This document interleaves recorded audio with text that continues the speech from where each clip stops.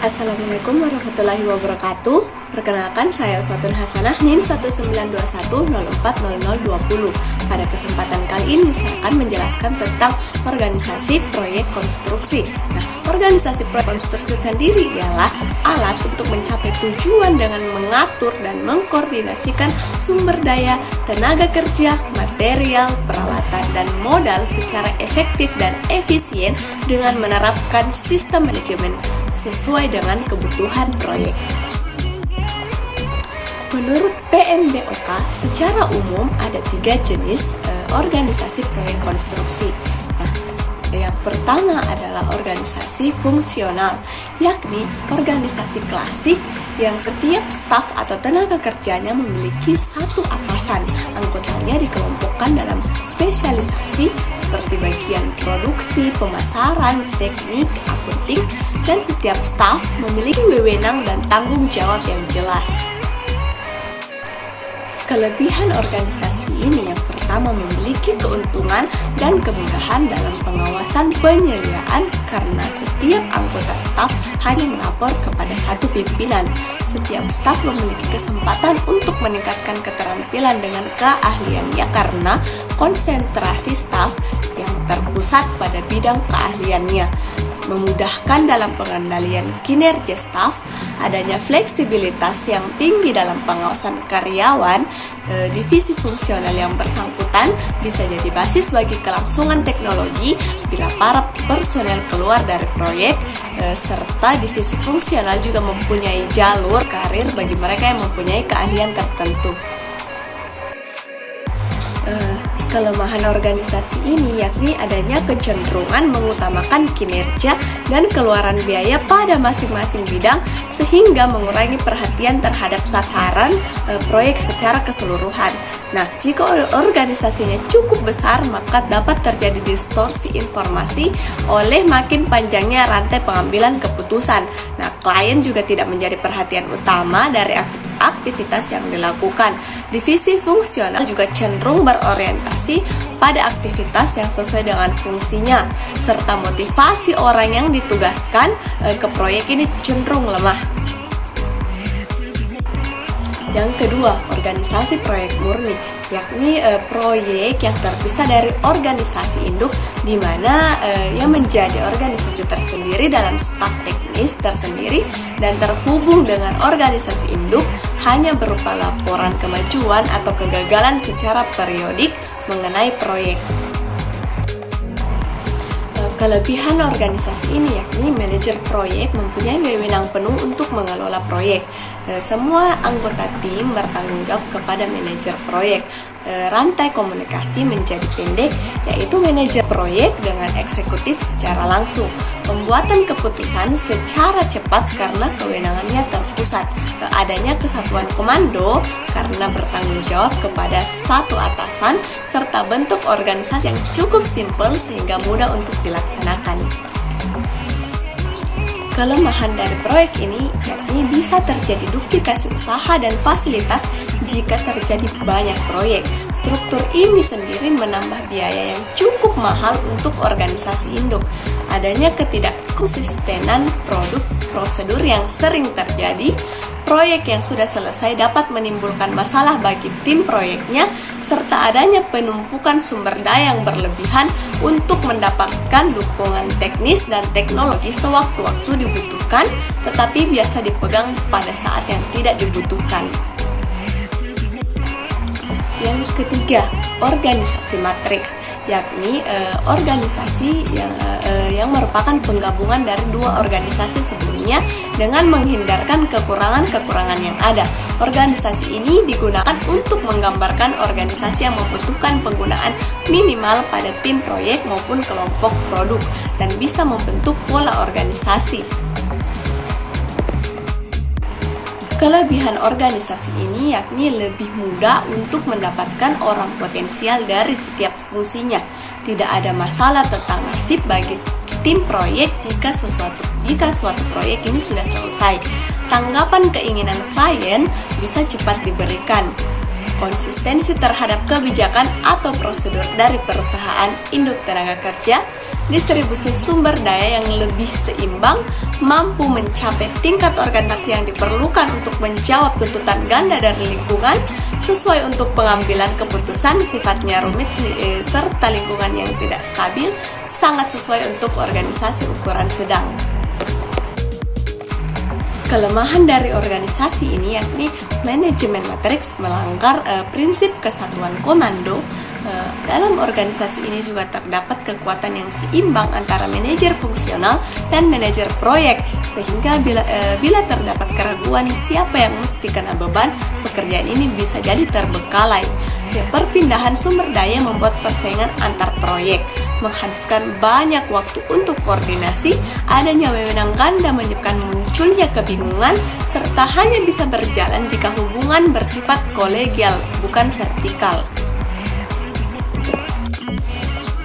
Selain dari PMBOK, ada juga jenis organisasi proyek konstruksi, yakni menurut BARI.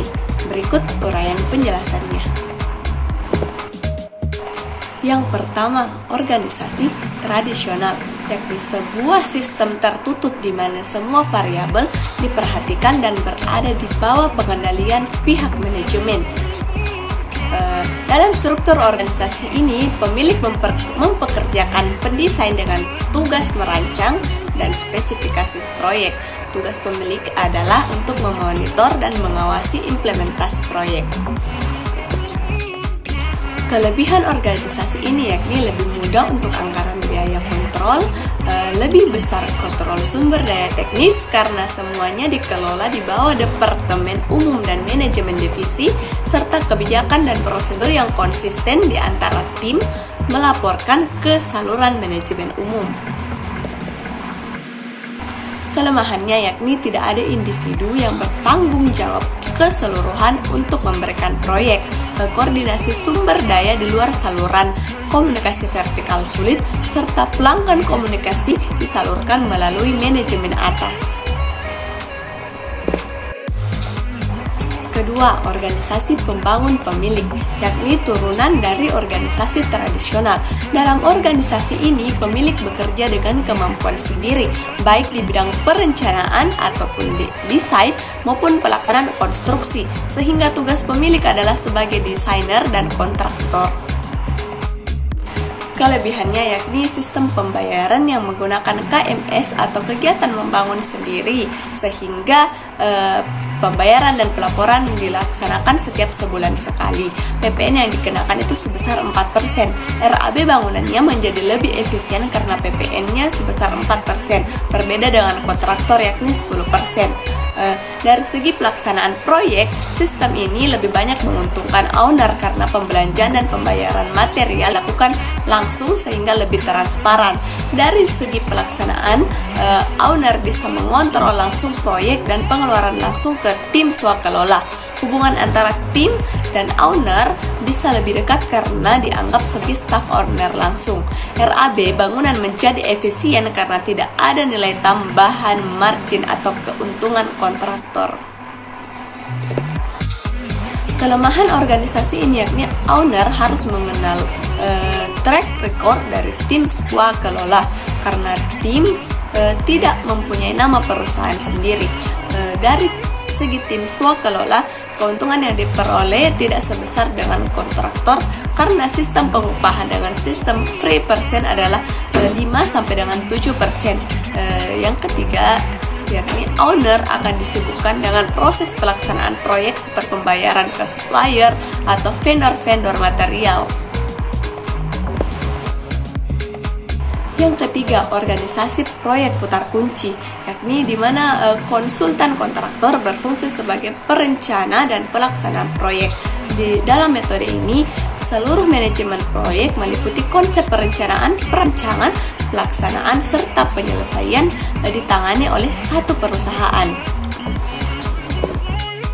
Kelebihannya yakni pelaksanaan tahapan kegiatan proyek pada organisasi ini bisa dilakukan overlapping sebab tanggung jawab desain dan pelaksanaan konstruksi berada pada satu pihak saja. Selanjutnya, Hanya satu kontrak saja yang diperlukan oleh pemilik meliputi semua perihal reka bentuk dan pembinaan serta proses pengendalian proyek dilaksanakan oleh satu organisasi. Selanjutnya, mengurangkan masa pelaksanaan proyek karena kontraktor sepenuhnya terlibat di dalam proses pembinaan bermula dari awal hingga akhir, serta dapat mengurangkan keterlibatan pemilik secara terus-menerus mengenai hal-hal yang berkaitan dengan teknikal, cost, masa, dan lainnya. Kelemahannya terdapat sedikit saja pemeriksaan baki dibuat yang menjadikan pemilik tidak diberikan maklumat. Disebabkan penglibatan pemilik yang sedikit, produk binaan yang terhasil sedikit sebanyak mungkin tidak memenuhi sepenuhnya kehendak pemilik.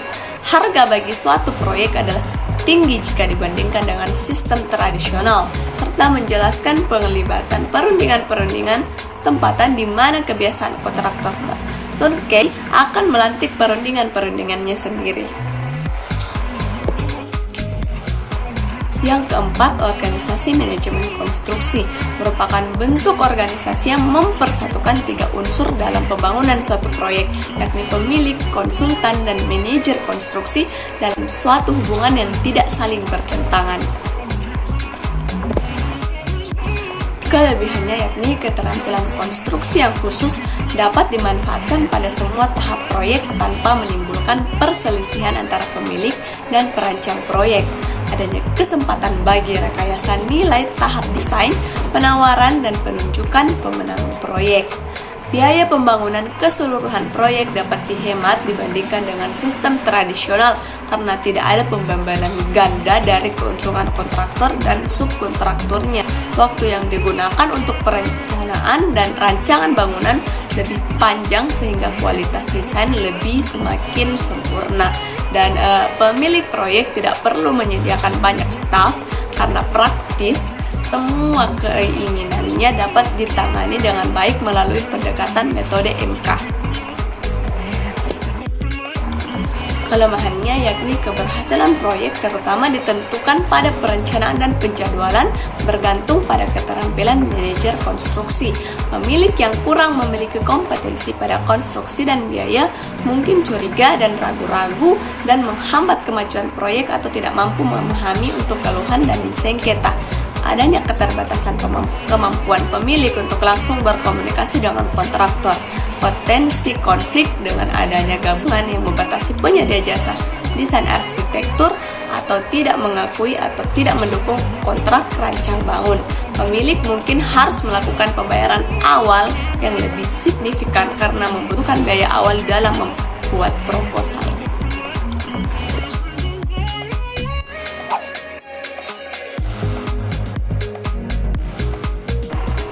Demikianlah yang dapat saya sampaikan. Atas segala kekeliruan mohon dimaafkan.